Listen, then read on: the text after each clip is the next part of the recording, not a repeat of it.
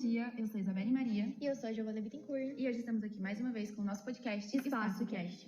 E bom, o assunto que a gente vai abordar no podcast de hoje é um tema bem polêmico e bem pedido por diversos estudantes, em específico o pessoal de Direito, né, Isa? O pessoal de Direito pergunta bastante. Exatamente. E bom, o assunto que a gente vai falar hoje é sobre prerrogativas parlamentares, ou imunidade parlamentar, que é também conhecida como imunidade legislativa. Bom, esse é um sistema no qual os membros do parlamento ou da legislatura recebem imunidade jurídica, não podendo ser processados criminalmente durante o seu mandato. Isso. E bom, para debater esse tema de hoje, a gente vai entrevistar os estudantes de Direito e Criminologia do Centro Universitário de Curitiba, Alana, Antônio e Isadora. Sejam muito bem-vindos. Bom dia. Obrigado pelo convite. Bom dia. Bom, para começar, Alana, eu gostaria que você me explicasse por que você considera as prerrogativas parlamentares como um privilégio. Bom, então, as prerrogativas parlamentares são vistas por muitos como um privilégio, devido aos benefícios e proteções especiais concedidos aos parlamentares no exercício de suas funções legislativas, né? Embora essas prerrogativas sejam estabelecidas, elas são prerrogativas para garantir a independência e eficácia do poder legislativo. Elas podem ser percebidas como vantagem em relação aos cidadãos comuns.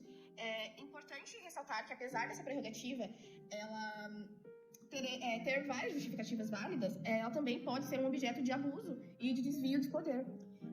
Portanto, é fundamental encontrar um equilíbrio adequado para a proteção dos parlamentares. A responsabilização por suas ações de modo a garantir a integridade do sistema democrático. De qual é a função de um parlamentar e como essas funções funcionam? Claro, a função de um parlamentar é investigar e fiscalizar. E por causa disso, muitas vezes eles acabam sendo acusados de estar tentando interromper uma investigação. Por causa disso, a gente tem as prerrogativas parlamentares, que está no artigo 53 da Constituição Federal, que dá essa blindagem para eles manifestarem o que eles pensam, contanto que eles estejam exercendo o cargo deles como parlamentar. É um assunto interessante que a gente não vê no dia a dia, né? Sim, sim. E muitas pessoas têm essa dúvida. Porque muita gente não se inteira. É um assunto que envolve muito ambiente político, né? E muita gente não se inteira por isso. Então eu acho bem importante a gente abordar sobre isso.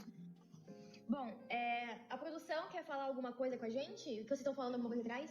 Então, eu queria falar que a gente acabou de receber um superchat da Júlia Cavalcante, perguntando para vocês falarem sobre o caso da Márcia Barbosa. Muito interessante. Obrigada, Júlia, por mandar essa pergunta. Podem mandar várias perguntas sobre isso que a gente vai responder.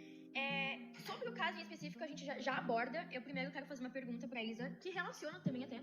Isa, as prerrogativas, elas podem ser usadas para proteger os parlamentares de investigações ou processos criminais? Em que situação isso acontece?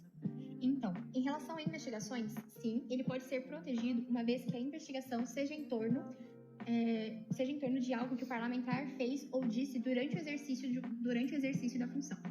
No entanto, em relação a processos criminais, depende da situação.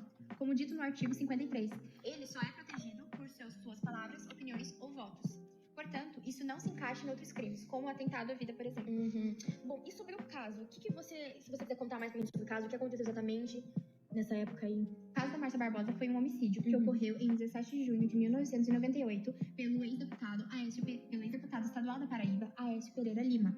O senhor Pereira Lima e a senhora Barbosa saíram para jantar.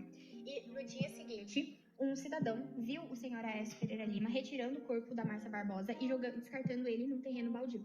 Essa foi a primeira testemunha do crime que havia sido cometido. E mesmo com todas as provas e testemunhas que eles conseguiram a partir de todas as investigações que eles fizeram, o senhor Pereira Lima não pôde ser processado devido à sua prerrogativa parlamentar. Isso que ocorreu, vale ressaltar que isso que ocorreu foi uma excepcionalidade ilegal, já que as prerrogativas não tornam imunes a esse tipo de crime. O deputado Aécio Pereira Lima, que sempre negou os fatos, foi condenado a 16 anos de reclusão pelo primeiro Tribunal do Júri Popular da comarca de João Pessoa, em setembro de 2007. E somente após a perda da imunidade parlamentar, 9 anos depois, que ele pôde ser processado. Então, assim, durante 9 anos, ele foi considerado inocente, porque o réu é inocente até que se prove o contrário. Então, assim, durante 9 anos, mesmo com todas as provas e testemunhos, ele foi considerado inocente devido à prerrogativa parlamentar dele. E em fevereiro de 2008, o então ex-deputado morreu aos 64 anos. Vale salientar ainda que esse caso, em especial, pode ser visto como um privilégio. Contudo, as prerrogativas parlamentares não são um privilégio. Como dito anteriormente, elas são extremamente necessárias para que o parlamentar possa conduzir apropriadamente as fiscalizações e investigações que são necessárias para o seu trabalho. Uau, nossa, que absurdo esse caso, né? O cara ficou 9 anos, né, que você falou. 9 anos impune. E, deixa eu te perguntar, teve algum desfecho dessa história, desse caso? Sim, teve. Porque como ele morreu pouquíssimo tempo depois de ser condenado, não teve justiça. Ele não pagou pelo crime que ele cometeu. Pois é. Então a família se sentiu extremamente injustiçada. Imagina. Com isso, ela processou a União e apenas em 2021 que realmente teve desfecho dessa história. Por uma audiência que aconteceu de forma virtual. A família da Márcia Barbosa ganhou o processo e eles foram indenizados pela União. Nossa, pelo menos isso, né? Eu tenho mais uma pergunta pra você. Não há nenhuma maneira de o parlamento perder a prerrogativa?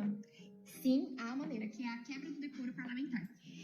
Ela ocorre quando o parlamentar age em descompasso com a conduta com a conduta de parlamentar, a qual ele deveria agir. E quando isso acontece, ele é destituído do seu cargo. E o que aconteceu no caso da Márcia Barbosa, ele teve uma quebra de conduta parlamentar e ele deveria ter sido destituído.